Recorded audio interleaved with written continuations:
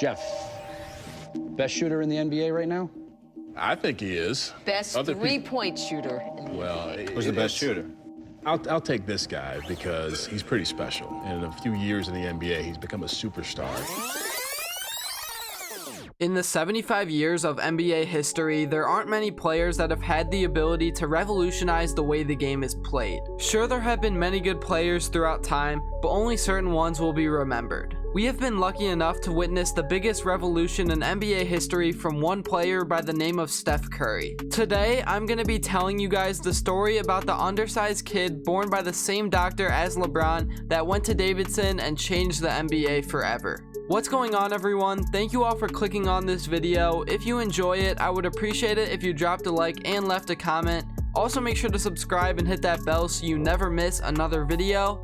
I'm spending all my time focusing on the quality of my videos now, so all your support really means the world. So at the time of Steph Curry's birth, his dad, Dell Curry, was wrapping up his second season in the NBA, but still hadn't made a name for himself yet. Obviously, we know that he later became one of the best spot-up shooters in the league for the time, but the reason this is important to the story is that Steph grew up with an athletic and competitive family from the start. His mom was even an athlete. He also had a brother named Seth Curry that he was able to grow up and compete with throughout his childhood, which helped him even more. Between going to NBA games with his father to playing with Seth in the driveway, Curry was inspired by basketball at a very young age. When he was just 6 years old, he played his first organized basketball game, and that was when he knew he wanted to do it for life. After this rec game, Curry was constantly trying to get better with his older brother every day. Living as the son of an NBA player comes with its pros and cons. Dell Curry moved teams twice throughout Steph's childhood,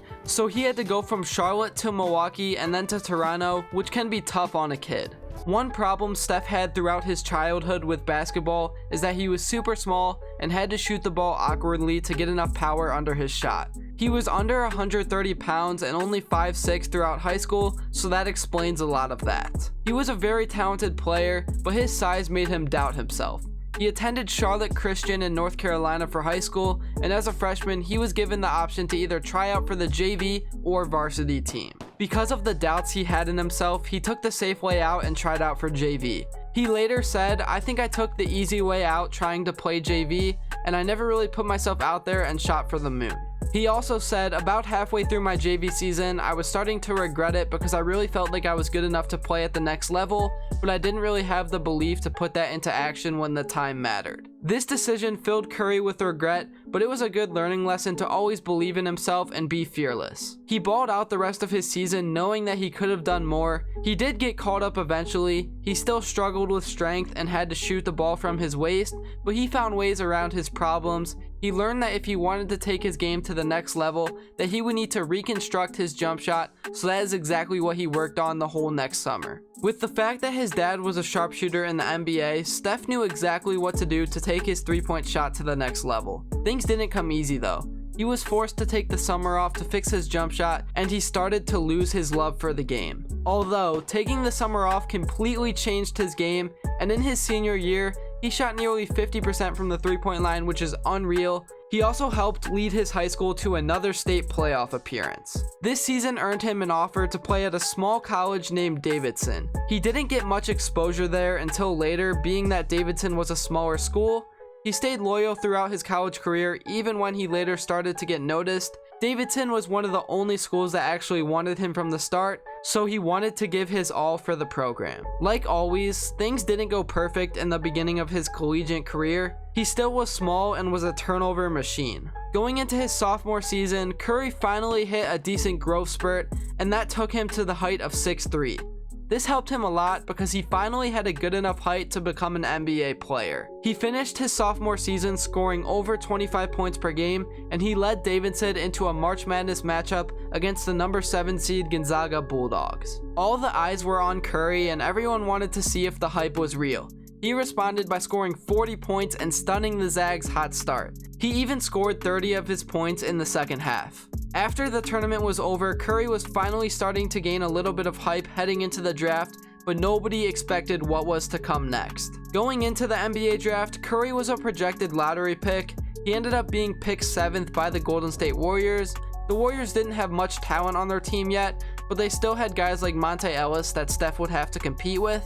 The Warriors were really bad the year before drafting Curry, and they were expected to lose Jamal Crawford in free agency. With how bad Golden State was, they gave Curry a starting job next to Monte Ellis to see how it would work, and it's safe to say their time together was interesting, and it was easy to tell the duo was not going to work long term. This meant the Warriors had to make the decision to get rid of Ellis and hand the keys to Steph, and it's safe to say that decision has paid off. Curry had a solid rookie season, averaging over 17 points, and he was beginning to get some buzz around the league. The Warriors finished the season once again with a bad record of 26-56, but they knew they had their franchise player and they had to build around him. The next season in 2011, Curry got bigger and improved his numbers slightly, averaging about 19 points per game and 6 assists. This was not a huge leap, but his consistency was improving.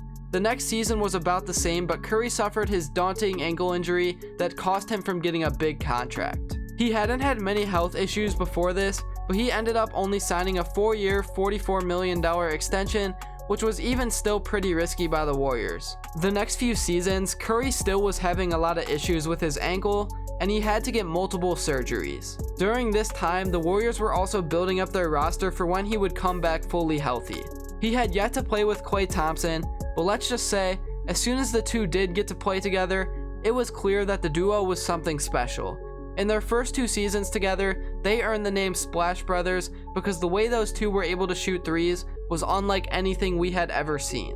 Steph and Klay completely revolutionized the way the Warriors would play offense, and it later spread like wildfire throughout the whole league. In 2015, they caught fire in the NBA playoffs, and the Splash Brothers, along with rising star Draymond Green, made it to the NBA Finals against LeBron James and the Cleveland Cavaliers. Nobody knew what to expect from this series, but with unlucky injuries to Kevin Love and Kyrie, the Warriors had a pretty easy path to their first championship for what would be a dynasty. Up until this point, the way the NBA played basketball was pretty balanced, but after this championship run, many teams developed a new approach to the game with focusing on the 3-ball. Teams like the Rockets even went all in and ended up building their entire roster around shooting threes. The game had completely changed, and the Warriors would end up making it to the finals for 4 more years in a row against the Cleveland Cavs and then the Raptors for 1 year. They ended up winning 3 out of 5. I personally am a Cleveland fan, and I have to say the last 2 shouldn't count because getting Kevin Durant ruined a perfectly good rivalry,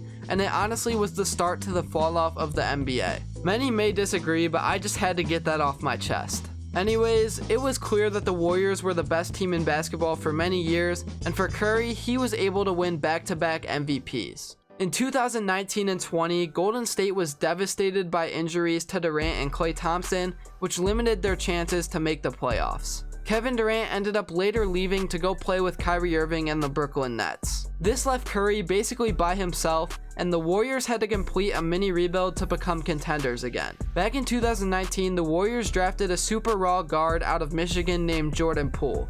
He showed early flashes alongside Curry, but the Warriors were not able to do anything with all the injuries they were facing. Fast forwarding 2 years to the 2021 and 22 season, Klay Thompson was finally able to come back fully healthy from his catastrophic injury, and now the Splash Bros were back, but this time there was 3 of them with Jordan Poole. This year, Curry and the Warriors were able to make a deep run to the finals again and ended up squaring off against the Boston Celtics. As I'm recording, the Warriors are currently tied up in this series after a masterful performance by Steph.